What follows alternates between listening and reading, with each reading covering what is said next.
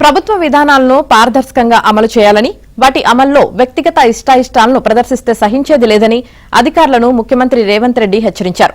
పథకాల అమల్లో బాగా పనిచేసిన అధికారులను హోదాతో సంబంధం లేకుండా గౌరవిస్తామని, ఆశించిన స్థాయిలో పనిచేయని అధికారులు ఎంత పెద్ద హోదాలో ఉన్నా ఊరుకోబోమని తగిన చర్యలుంటాయని తేల్చి చెప్పారు. అధికారులు జవాబుదారీతనంతో పనిచేయాలన్నారు. ప్రభుత్వ ప్రధాన కార్యదర్శి రామకృష్ణారావుతో కలిసి ప్రభుత్వ విభాగాల ఉన్నతాధికారులతో సచివాలయంలో ఆయన సమావేశమయ్యారు. ఇటీవల ఒకచోట డంప్ యార్డ్ ఏర్పాటుకు స్థలం కేటాయించి మళ్లీ ఆ స్థలాన్ని డంప్ యార్డుకు ఎలా కేటాయించారంటూ ఒకే శాఖ 2 రకాలుగా వ్యవహరించడంతో సంబంధిత అధికారిపై సీఎం ఆగ్రహం వ్యక్తం చేశారు.